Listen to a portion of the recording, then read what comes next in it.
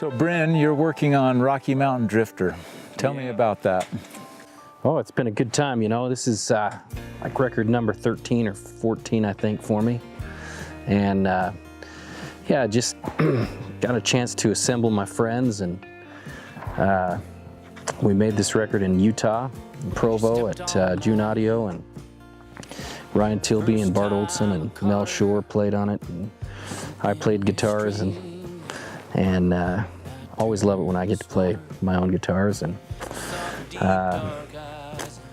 yeah, I've worked with Scott Wiley, and Matt's gonna mix it, so it was a good time, you know. Feel really good about it. Started writing the stuff over the period of about the last 2 years, I think. And you know, it's interesting because a couple weeks before we went in to make this record, I told my wife I didn't know if it was gonna turn out, if the songs were any good. And you know, I think these are probably some of my best tunes at this point, so. Tell us about a few of the tracks. You know, Rocky Mountain Drifter is a song about life on the road. And after, you know, doing this for 20 plus years, I've got a few experiences to draw upon, and mostly, you know, it's a song about looking forward to getting back home to see the family and see the wife, and it's a love song. There's kind of a story behind the story there. You know, kind of a never-ending, seemingly unwinnable battle to some degree. You know, I certainly have a little strong ideology in my music about preserving the West and the, you know, lifestyle and culture that we love and live here. So I wrote a song called Black Joe that is kind of a story that my buddy's dad lived.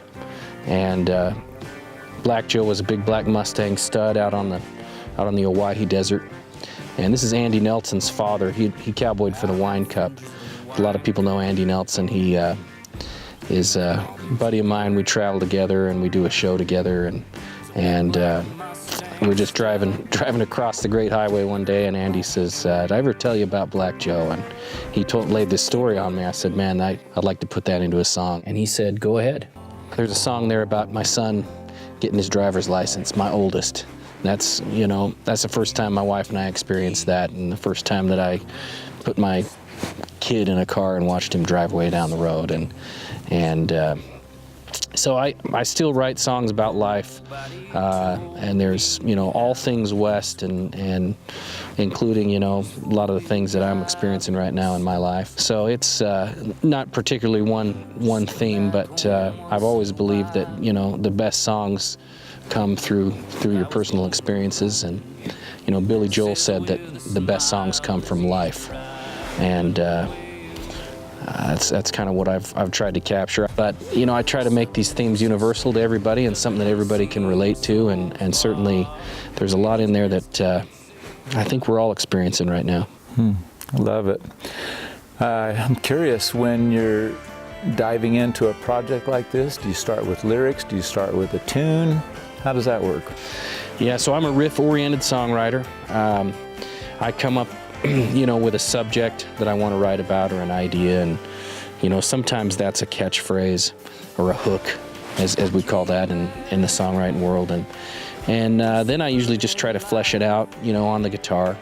And so the process is really sit down with a guitar, and, you know, nowadays it's sit in front of the computer.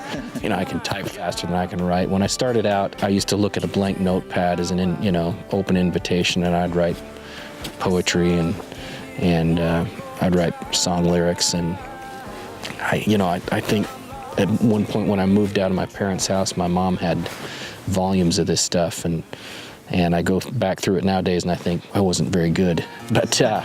But certainly over the years, you know, I just developed that craft, and learned how to craft songs and present them so that I can keep a listener's attention, and pay them out multiple times. And, you know, some songs are made to follow the rules, and some songs are made to break the rules. And, you know, I do keep a poetic license at all times, you know, to expound and embellish and break rules. But I still love that process. That's kind of what keeps me going. That's why I do what I do. That's what I really live for. to be creative, and the process of writing the songs and then recording them and presenting them is still what fascinates me the most, particularly when I get to work with other creative people that have really good song sense and know how things should sound, know how they should be presented, and also take liberty to bend and break the rules a little bit. Awesome. I think it shows that you are good at what you do and you enjoy it. That comes I appreciate that. Rocky Mountain Drifter was recorded in Utah. Where else have you recorded albums? Well, I've recorded in Nashville, I've recorded in Calgary, Alberta, and even Taos, New Mexico, just to name a few. Yeah, I've also recorded in Idaho. It was a record produced by Ian Tyson and Bruce Innes. And Bruce Innes owned the studio there in Haley, Idaho. Longtime friend of Ian Tyson's. Utah is a great place to record. I had a great experience in St. George recording Spirit Rider. But certainly Nashville is what I refer to as the recording epicenter of the universe.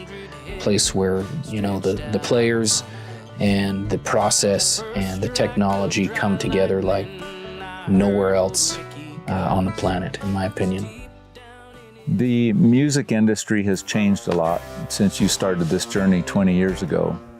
How is this album, Rocky Mountain Drifter, going to roll out? Hopefully really well. Hopefully like no other. A digital release with a pre-release on iTunes.